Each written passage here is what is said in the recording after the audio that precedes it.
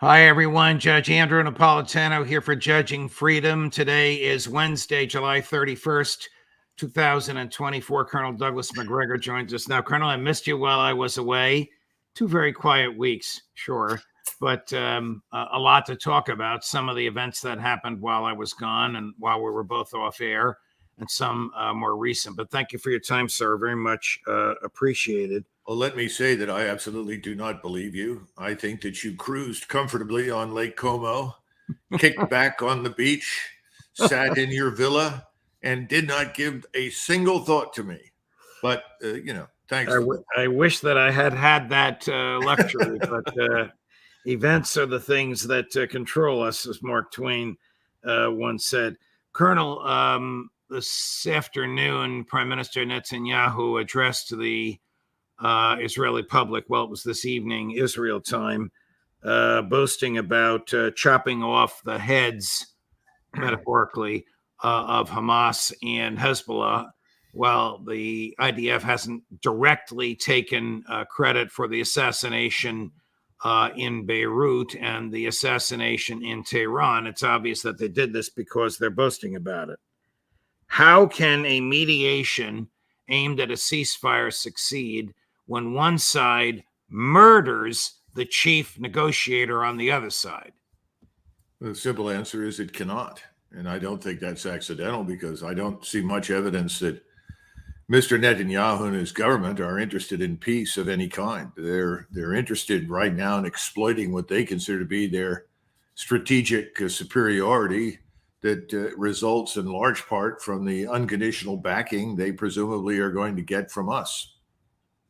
Does the IDF have strategic superiority, even if Joe Biden and Kamala Harris and Donald Trump said, "Don't worry, we're with you"? Yeah, I think so.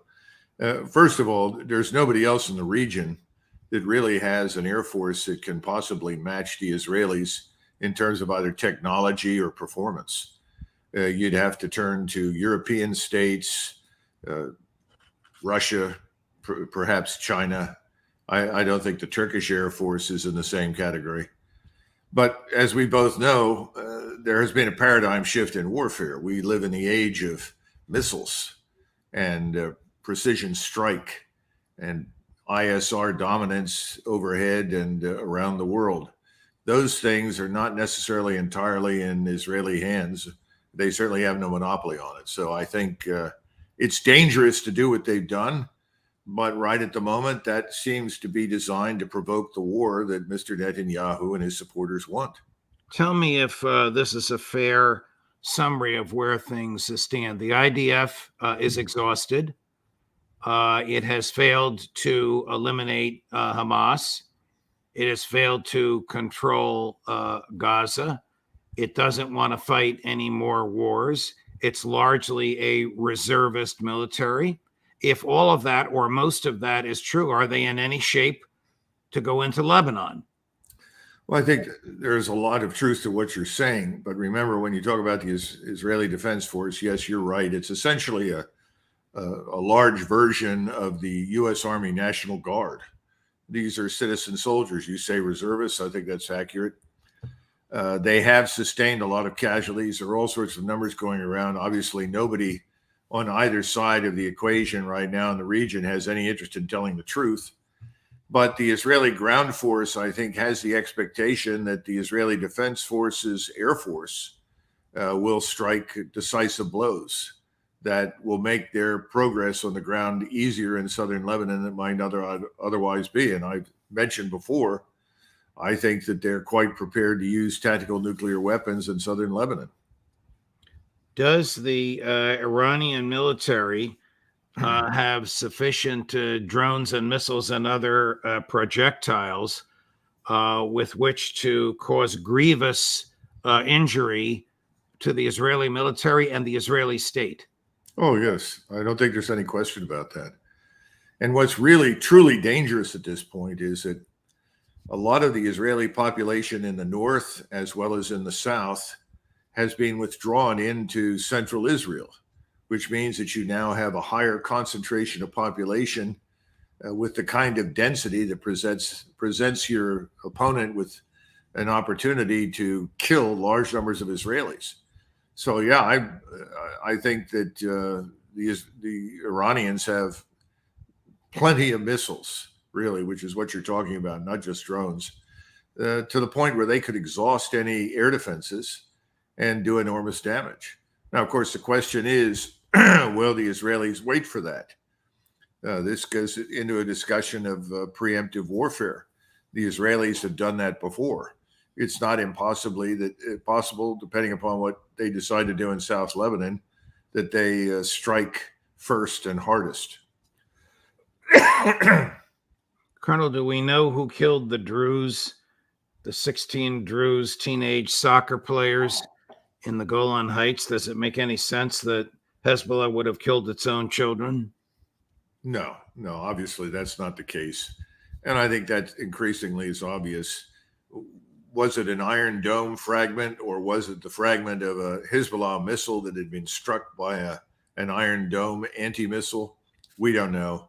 I'm sure people on the ground that have inspected the wreckage can tell, but there was certainly no deliberate attempt on the part of Hezbollah to strike anybody in that particular area in the Golan Heights. Yet the Israelis will use it as an excuse to expand war. Do you think some sort of a deal was cut by Netanyahu after his speech and in a back room, which gave him the self-confidence to expand a war that he alone cannot win, and that he must know that he alone cannot win? I'm sorry for the long-winded question. Well, as I think I said a few weeks ago, that was one of the reasons for the trip. Everybody likes to point to the fact that Mr. Netanyahu wanted to strengthen his political position at home by signaling that he is still in charge in Washington. Well, that may be true, but being in charge in Washington is of no use unless you can extract something for it. He was in Washington to extract the support of the United States armed forces in the event that he becomes embroiled in a war with Hezbollah as well as Iran. And I think he got it. I mean, I don't know what the provisions were, but I think he's got it. And we're certainly prepared to fly strikes in support of the IDF.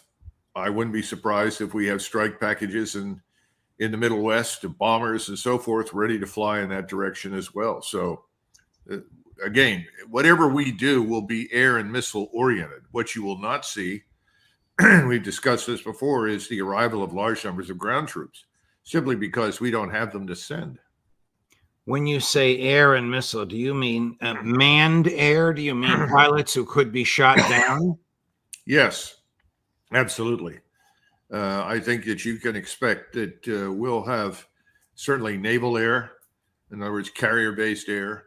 Right. And as I said before, you could fly bombers from the continental United States. Whether or not we're prepared to employ Air Force elements from bases in the region, that's a question I can't answer. I would presume yes. Now, one of the places that we will not use, I'm quite certain, is Turkey, because the Turks have really become enraged over what has happened in the region. And Mr. Erdogan, I think, finally, after listening to his National Defense Council, finally decided to speak publicly and warn that if the Israelis go into southern Lebanon, that could be a trigger for the introduction of Turkish military power into the operation. He's got to do that. Here's President Erdogan on Monday, just 2 days ago. Cut number 5, Chris. What was our import-export ratio in the defense industry? Where have we come to? But my dear brothers and sisters, let none of these fool us or should deceive us. We must be very strong so that this Israel cannot do these ridiculous things to Palestine.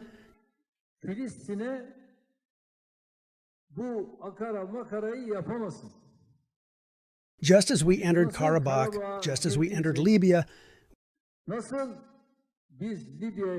we will do the same to them.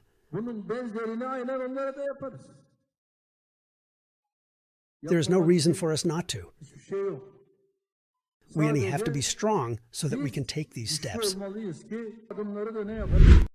Colonel, is this a serious threat for Turkish ground troops to enter Israel?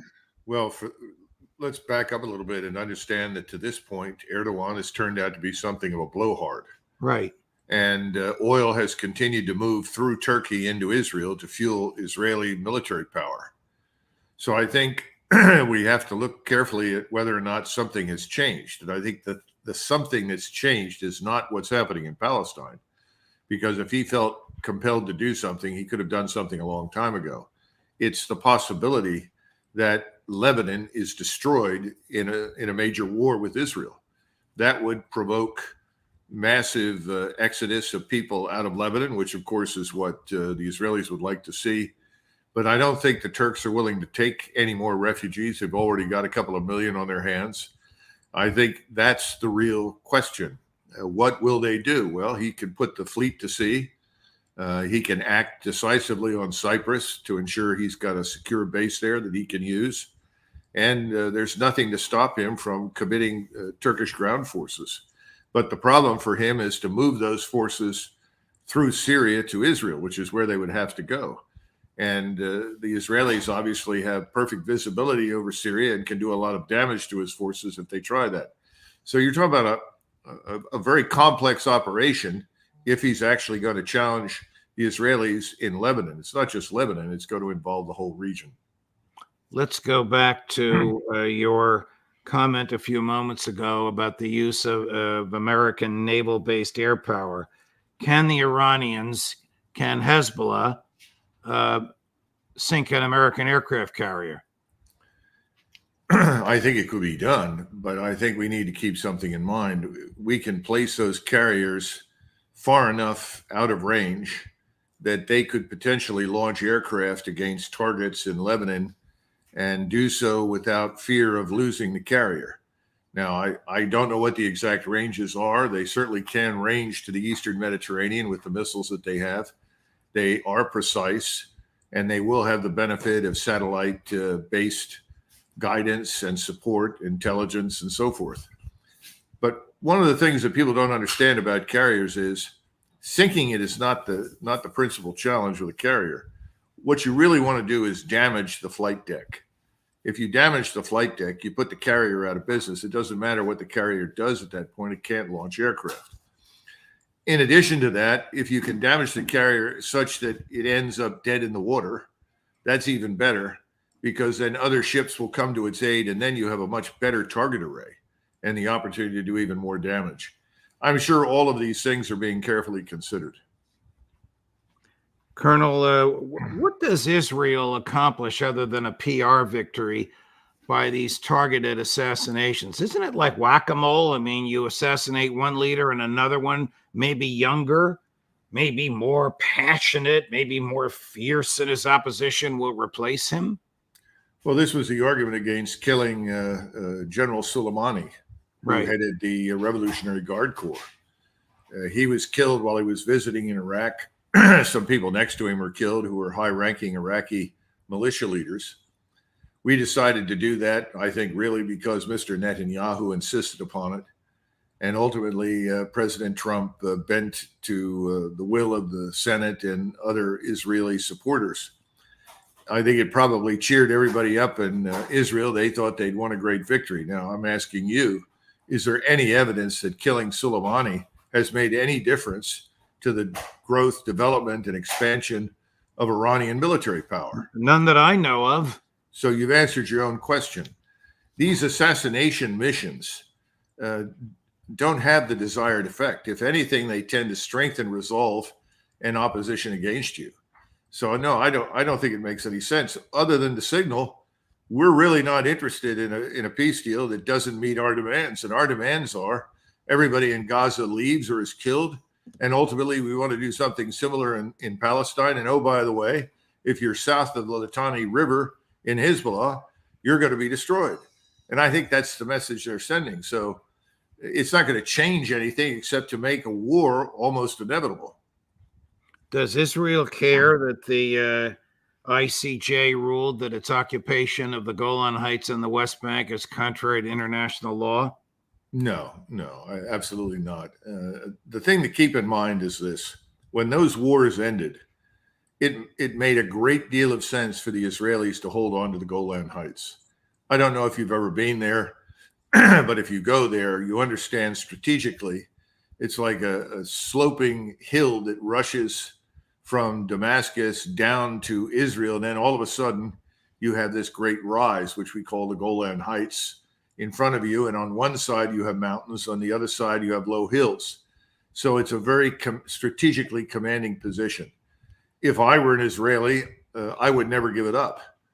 The problem that Israel has now is that they've provoked this larger war. They've attracted attention to themselves, and they put themselves in the unfortunate position of being demonized by virtually everybody in the world except us.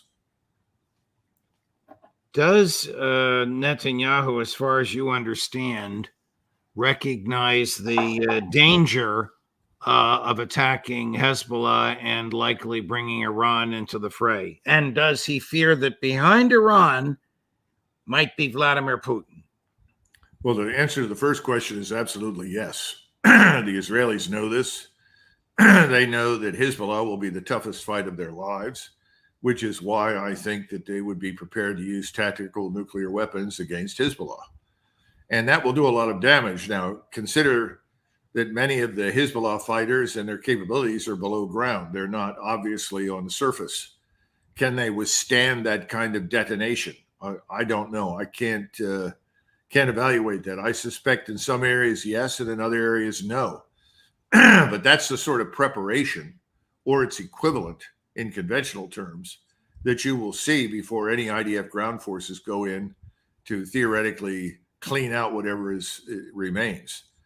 Now, as far as Russia is concerned, I think that's another issue for Mr. Netanyahu with the United States. I'm sure he knows that if he attacks Hezbollah along the lines that I'm describing, and I think that's what would happen, Iran will definitely enter the fray. He has not got, and neither do we, by the way, enough air defense capability to stop most of what would be thrown at Israel. So Israel will very definitely take serious losses, both human and infrastructure. At that point, the question is, what do they do towards Iran? And they may decide that the use of a nuclear weapon is now something that they can justify, and they may try to use that against Iran. If that were to happen, it strikes me as a near certainty that Russia, and probably also the Chinese with the Russians, potentially other nations, the Pakistanis, and I think at that point, even the Turks, who have held their fire for a long time, would all feel justified in turning on Israel. And if we decide that we're going to intervene in this sort of thing, they will confront us with the reality that they will fight us. What is a tactical nuclear weapon? Most people, when they think of nuclear weapons, have an image of Nagasaki or Hiroshima. I would imagine we're talking about something far less than that. Well, usually, but not always, we refer to it as something less than 5 kilotons. What does a 5 kiloton nuclear weapon do? If we look at Washington, D.C., and a 5 kiloton nuclear weapon were used on the White House, certainly everything within a 4 to 5 mile radius would be destroyed. But you would leave the rest of Washington largely intact, as opposed to the kind of megatonnage that an intercontinental ballistic missile would deliver. So I think that's the sort of thing that you could conceivably witness in southern Lebanon. Colonel, switching gears, Chris, would you put up the B-roll that you just texted me about? Did this surprise you at all, Colonel? These are Russian and Chinese jets flying within a few miles of Alaska? No. Why would we? Why would we be surprised? From the very beginning, I and many others have warned of Russia's capability to escalate horizontally. And Putin has said as much, straightforward way, by saying, look, you're coming into our backyard, you're moving into Ukraine, which is the equivalent of Mexico for our purposes. You're building a hostile army. Potentially you want to place missiles there. And you don't think that we can do something similar to you? Well, you're wrong. And so we've already seen this. We saw it with the arrival of just one Soviet nuclear attack submarine in Cuba and some vessels, but they're the tip of an iceberg. We have missile boats, Russian missile boats, in both the Atlantic and the Pacific. Our boats are out there trying to chase them, keep track of them, maintain contact with them. It's not the surface vessels per se that we worry about, it's the submarines. The surface vessels are really almost dinosaurs in today's world because they're easy targets. And they have to be so far away from you to survive that they probably don't make much difference. So it's really the submarines that are an issue. Now, you've also got North Korea. North Korea has never been a Chinese satellite. It has always been a Soviet and now a Russian satellite or colony. All of the missile technology that the North Koreans have gotten comes from Russia. It started in the aftermath of the Soviet collapse. Soviet scientists went there to earn money, and they were paid handsomely and provided whatever they want in return for which they could build these missiles. Now, North Korea has a substantial nuclear capability, warhead production capability, as well as missiles. That's only gotten stronger because whenever we attempt to threaten Russia, Russia reaches to North Korea and says, it's time for you to wake up and get to work. North Korea is a permanent catalyst for conflict in the region. The Chinese dislike them intensely. Obviously, the South Koreans don't like it. The Japanese don't like it. And then you turn to what you just described. These patrols now with the Chinese and the Russians are sending a signal. To attack one of us is to attack both of us. They're serious. We need to take it seriously. I wonder if Secretaries Blinken and Austin do take it seriously, Colonel. Well, I think in the Department of Defense, when you go into the Joint Staff at the top of the services, there are real concerns. I know that this General Brown, who is the chairman, in a sort of fit of bravado, told everyone that in a war with China, we would definitely win. Well, first of all, we need to define what is meant by the war. And secondly, we need to define winning. There aren't going to be any winners if the Chinese and we escalate to the nuclear level. And the assumption that our air power is invincible, invulnerable, and immune is simply untrue. We haven't flown against any integrated air defenses, Russian or Chinese or otherwise. We may get a chance now, finally, if we end up fighting with the Iranians and potentially against the Turks. I hope not. But there's a lot of bravado right now. But beneath the surface, people are much more realistic. Remember, we can't produce missiles and rockets fast enough to keep up with the demand in war. The truth is that within a week, at best, most of our missile stocks would be exhausted. And that's the problem. We're not prepped to do anything for any length of time, whereas Russia has now built a substantial capability that will last for months, if not years. And I think the Chinese are right behind them. All of the media attention in the past couple of weeks has been on the attempted assassination of Donald Trump, the withdrawal from the presidential race of Joe Biden, the arrival and speech before Congress of Benjamin Netanyahu, the major parts of the internet down for 4 or 5 days, all of this happening in rapid fire succession.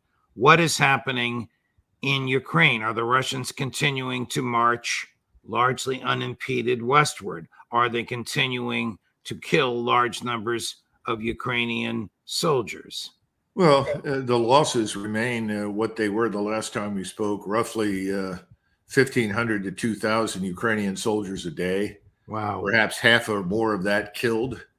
Remember that the Ukrainian armed forces do not have at this point a very developed casualty evacuation system. Their hospitals are overwhelmed, overburdened. It's a terrible situation. The Russians are in no hurry. I think you've got President Putin, who looks at the strategic landscape and says several things.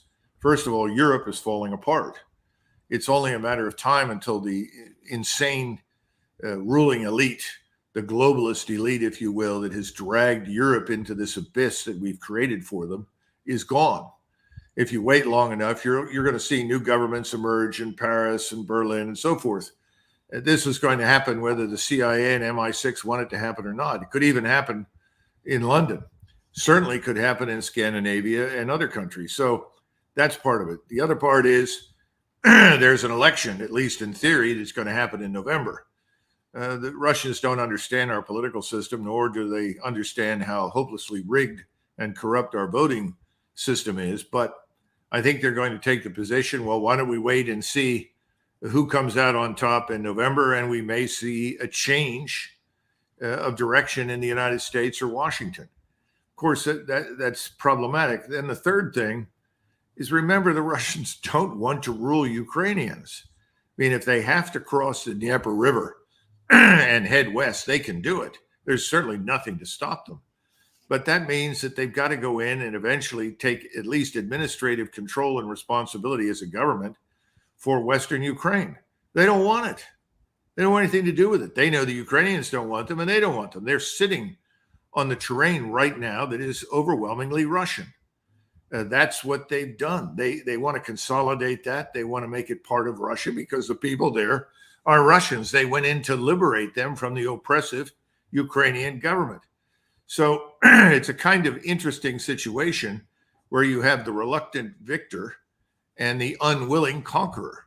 I mean, if you look at the map, you could go all the way out to that black line beyond Bakhmut and Advika. Right. You could conceivably go up to Zaporizhia, you obviously Kharkov, Kupiansk.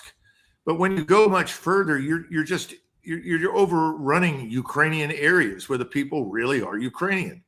I don't think they want to do it, and they have no appetite for it. This is part of the big lie that's being perpetrated by the neocons and the various lobbies that, oh yeah, Putin wants to conquer Eastern Europe. Oh yeah, he can't wait. It's absurd. It's nonsense.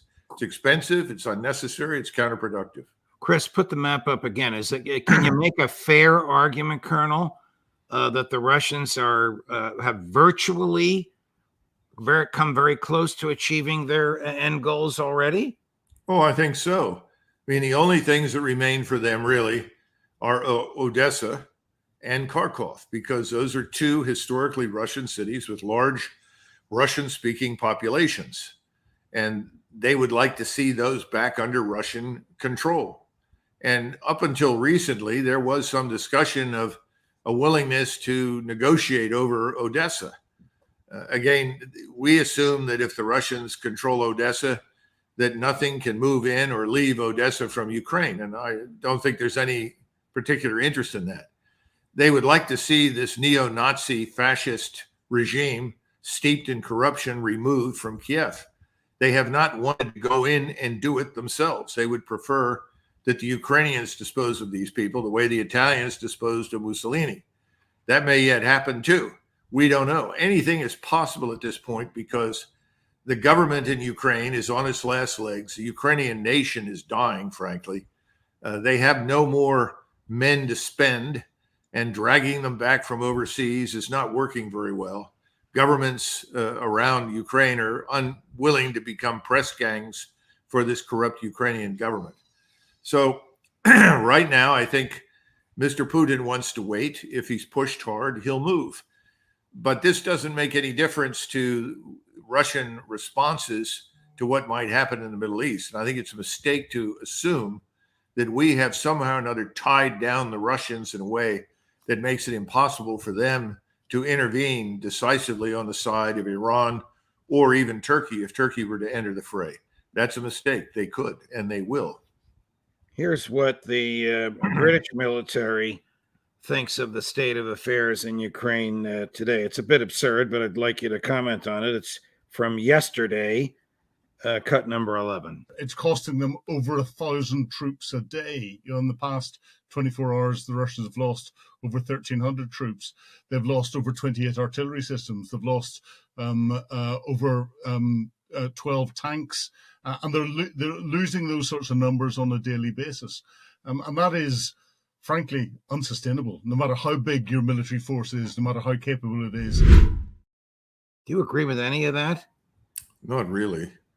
You would lose in a normal war 12 tanks a day just to mechanical problems. That's possible. The rest of it just sounds fantastic to me. mean, Russia has taken losses, but all of those losses have been dwarfed by what the Ukrainians have taken. The Russians also have no problems with recruiting. They have no problems with manpower. They've got all that they need, and they've got plenty of people who will volunteer to fight. I don't see the evidence for his statements. But then again, remember, we continue to live the lie about what's happening in Ukraine until we can't. That's the mentality. It always reminds me of that final scene in Untergang, the end of Hitler's regime, where one of the ladies in the hallway turns to Hitler just before he walks into his room and shoots himself and says, "But mein Führer, what about the inevitable victory?" And of course, he looks at her and scoffs, goes into the room and shoots himself.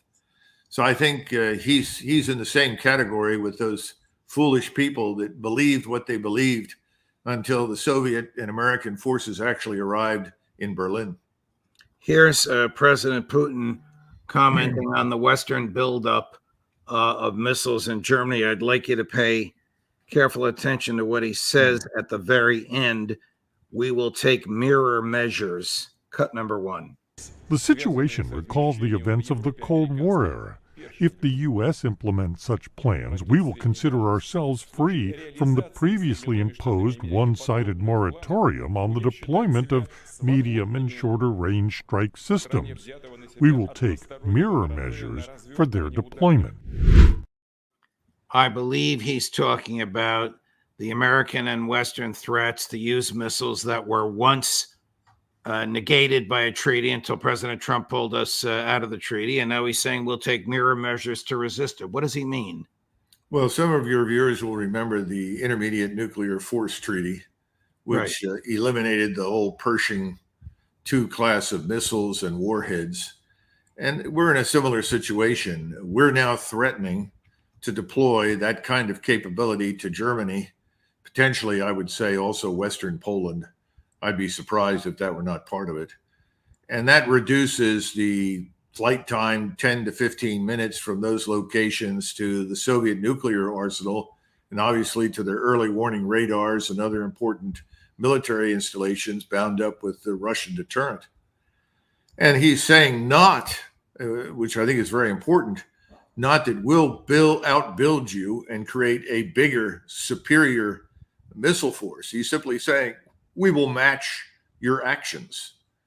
I think that's, from my standpoint, I'm happier to hear that than I am to hear what I think we would have heard from Brezhnev and Andropov and so forth, which is, I'm going to overwhelm you and build more than you've ever seen.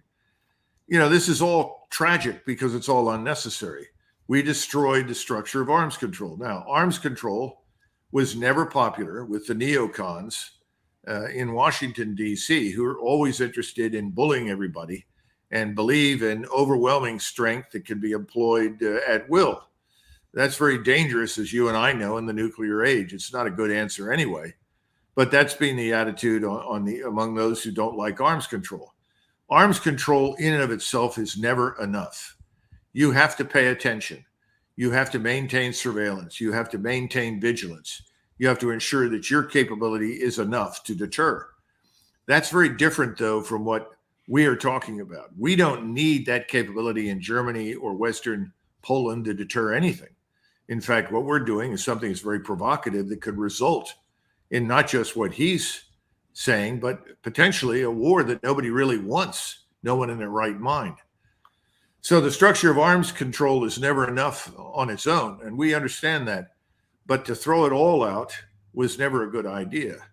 And remember that during the period of time when we were reliant on many of these treaties, we would from time to time discover what we thought was a breach of the agreement in some fashion. And then you have to make a decision.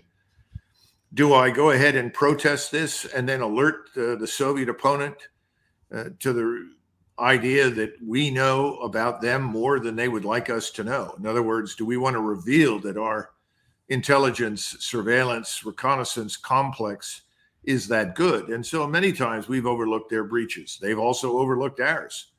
And we have breached some of these agreements. The notion that we're wearing white hats and are all Eagle Scouts is misleading. the whole thing is a disaster.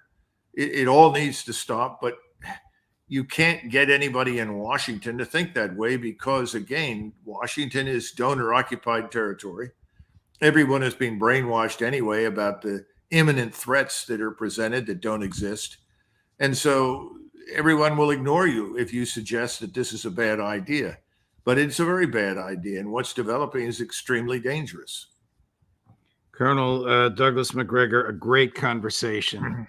We went a little longer than usual, but everybody misses you, not the least of whom is I. Thank you very much for your time, dear friend. I hope we can visit with you again next week. Okay, and just to make sure I go with you to Italy next time. And I'll be Deal. Bye-bye. You got it on tape. All the best. Thank you. A great conversation with a brilliant and courageous man. Coming up at 3:00 Eastern, another brilliant and courageous man, Phil Giraldi. Did the Knesset actually debate whether or not they could torture Palestinian prisoners legally? Phil will discuss it. Judge Napolitano for Judging Freedom.